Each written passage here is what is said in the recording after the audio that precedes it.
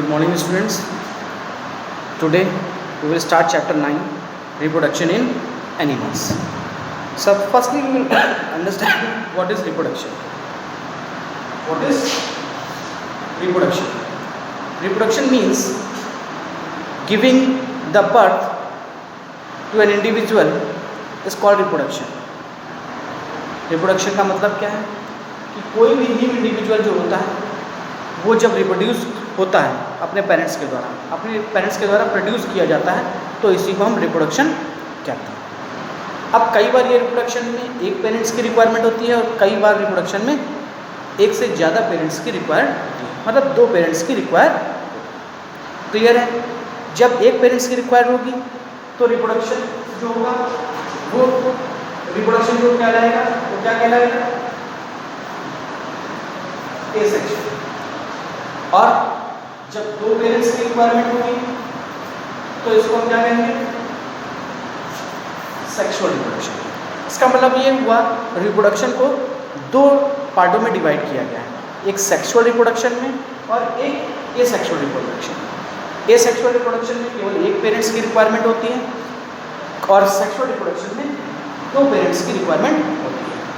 इसी को हम सेक्सुअल और एसेक्सुअल रिप्रोडक्शन कहते हैं।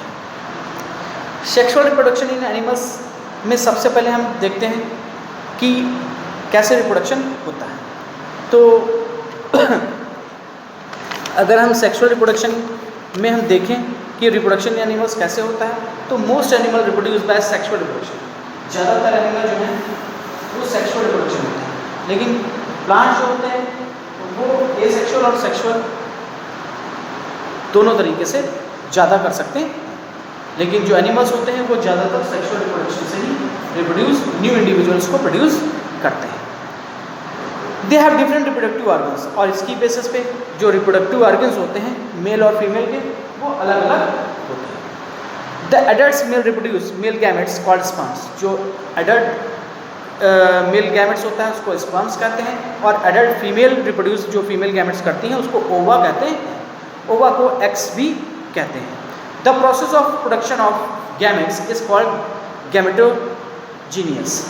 ठीक है, और इसको प्रोड्यूसन को जो गैमेट्स प्रोड्यूस होता है इसको गैमेटोजीनियस भी कहते हैं। क्लियर है?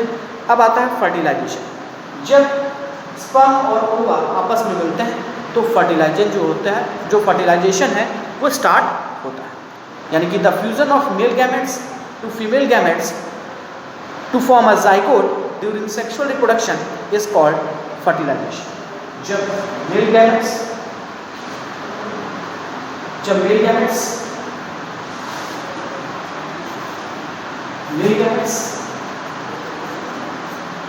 और फीमेल गैमेट्स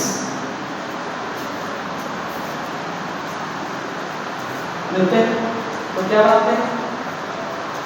जाइगोट बनाते हैं, और इसी प्रोसेस को हम फर्टिलाइजेशन कहते हैं। क्लियर है? तो अभी तक हमने पढ़ा रिप्रोडक्शन क्या होता है, फिर रिप्रोडक्शन के टाइप पढ़े और फिर फर्टिलाइजेशन पढ़ा। क्लियर है? अब आगे की तरफ हम बढ़ते हैं। आगे हम देखते हैं एक्सटर्नल फर्टिलाइजेशन और इंटरनल फर्टिलाइजेशन। अगर हम देखें आगे तो फर्टिलाइजेशन भी जो है वो दो टाइप्स का होता है। ठीक है, एनिमल्स में फर्टिलाइजेशन कितने तरीके का होता है? दो तरीके। कौन कौन सा फर्टिलाइजेशन होता है? सबसे पहले फर्टिलाइजेशन अगर हम देखें तो होता है इंटरनल फर्टिलाइजेशन, और दूसरा होता है एक्सटर्नल फर्टिलाइजेशन। जो होता है दो तरीके का होता है, एक इंटरनल फर्टिलाइजेशन होता है और दूसरा कौन सा होता है? External fertilisation. इंटरनल फर्टिलाइजेशन और एक्सटर्नल फर्टिलाइजेशन को अब हम डेफिनेशन से देखेंगे। The fertilisation that occurs outside the female body is called external fertilisation. जो भी बाहर फर्टिलाइजेशन होता है फीमेल बॉडी के, उसी को हम क्या कहते हैं? एक्सटर्नल फर्टिलाइजेशन कहते हैं। क्लियर? जैसे कोई एग है वो फीमेल ने ले किया, उसके ऊपर क्या हुआ? मेल आया, उसने अपने स्पर्म को डाला।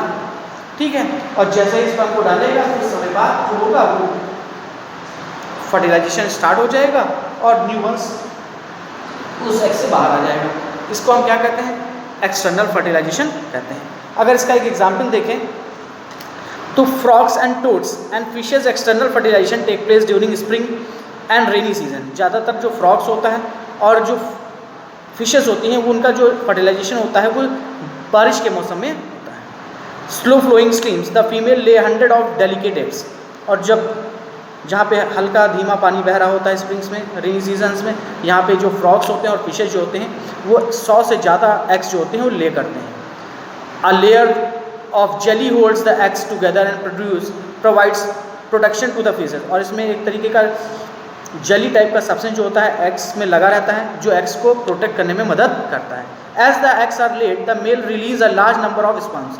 और जैसे ये एग ले करते हैं इस पे जो मेल होता है वो स्पर्म्स को क्या करता है, जनरेट करता है। Each sperm swims randomly in water with the help of a long tail. एक लॉन्ग टेल से जो स्पर्म्स होते हैं वो क्या करते हैं, स्विंग करते हैं। और the sperms can come to in contact with the eggs and this result in fertilisation. और जब स्पर्म जो होता है इस एग के कॉन्टेक्ट में आता है तो एक्सटर्नल फर्टिलाइजेशन स्टार्ट हो जाता है। लेकिन इंटरनल फर्टिलाइजेशन इसका जस्ट अपोजिट है। इंटरनल फर्टिलाइजेशन फीमेल बॉडी के अंदर होता है। जैसे ह्यूमन बींग्स में जो रिप्रोडक्शन होता है वो इंटरनल फर्टिलाइजेशन का एग्जाम्पल है। क्लियर है? जो भी बेबी होता है वो मदर के जो स्टमक, जो मदर की बॉडी होती है उसके अंदर ही वो क्या करता है, फर्टिलाइजेशन टेक प्लेस करता है। तो इसी को हम इंटरनल फर्टिलाइजेशन कहते हैं।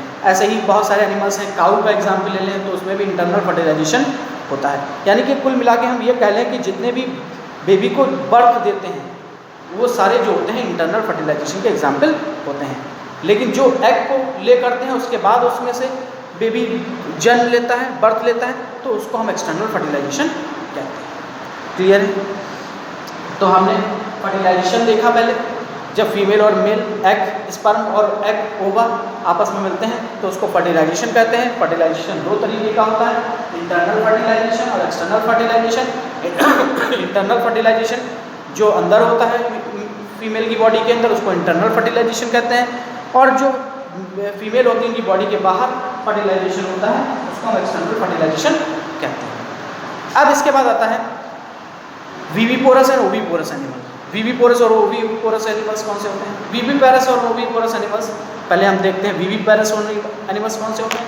The animals like humans, dogs, cows, cats that give birth to young ones are called viviparous animals. मैंने अभी जैसा बताया, जो भी एनिमल्स अपने न्यू वंस को जन्म देते हैं, ठीक है, उसे हम विविपोरस एनिमल्स कहते हैं। जन्म तो सभी देते हैं लेकिन कुछ डायरेक्ट बेबी को जन्म देते हैं और कुछ एग को ले करके देते हैं। तो जो एग को ले करके नहीं करते हैं वो सारे एनिमल्स जो होते हैं वो विविपोरस एनिमल्स कहलाते हैं। पर जो एनिमल्स जो होते हैं वो एग को ले करते हैं और एग को ले करने के बाद उसमें फर्टिलाइजेशन होता है और न्यू वंस को जन्म देते हैं, उन्हीं को हम ओविपोरस एनिमल्स कहते हैं। अगर शॉर्ट में समझें तो जो एक्सटर्नल फर्टिलाइजेशन टेक प्लेस होता है जिनमें, वो सारे ओविपोरस एनिमल्स कहलाते हैं, और जो भी जिनमें इंटरनल फर्टिलाइजेशन होते हैं वो सारे विविपोरस एनिमल्स कहलाते हैं। क्लियर? अब आता है रिप्रोडक्शन इन ह्यूमन बींग्स। अब ह्यूमन बींग्स के रिप्रोडक्शन में हम देखते हैं, सबसे पहले मेल रिप्रोडक्टिव सिस्टम देखते हैं। The male reproductive system consist of pair of testis, 2 sperms, ducts, penis and urethra. जो मेल रिप्रोडक्टिव ऑर्गन होता है, सिस्टम होता है, उसमें टेस्टिस है, 2 स्पर्म डक्ट्स है, यूरेथा है और पेनिस, ये सारे जो होते हैं वो कंटेन करते हैं। सबसे पहले आता है testis. A male has 2 testis, a man has 2 testis, these are oval in shape. Man जो है उसके 2 टेस्टिस होते हैं, ओवल शेप के होते हैं। They lie in a small muscular pouch called scrotum, और स्मॉल मस्कुलर पाउच में पाए जाते हैं जिनको हम स्कॉटियम कहते हैं।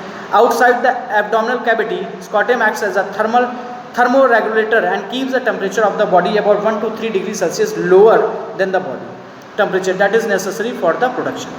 और ये हमारी बॉडी में टेम्परेचर को लोअर करने में, कम करने में, जो रिप्रोडक्शन के लिए रिक्वायर्ड टेम्परेचर है उसको करने में मदद। क्लियर है? The function of testis is to produce male gametes, और मेन फंक्शन है टेस्टिस का स्पर्म्स को प्रोड्यूस करना।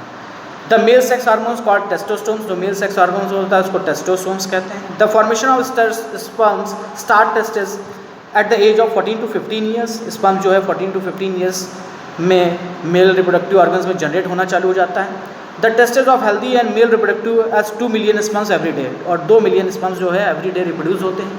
Each sperm has a head and a middle pieces, हर स्पर्म्स में हेड और मिडिल पीस और टेल होता है। Tail of the sperm helps in locomotion, जो लोकोमोशन एक मेल बॉडी से फीमेल बॉडी में जाने में जो मदद करता है वो टेल ही मदद करती है। Sperm is a single cell with all the usual cell components, और स्पर्म जो होता है वो single cell with all usual cell components के साथ मौजूद रहता है। क्लियर है? नेक्स्ट जो टॉपिक है वो हम नेक्स्ट वीडियो में कवर करेंगे। Thank you.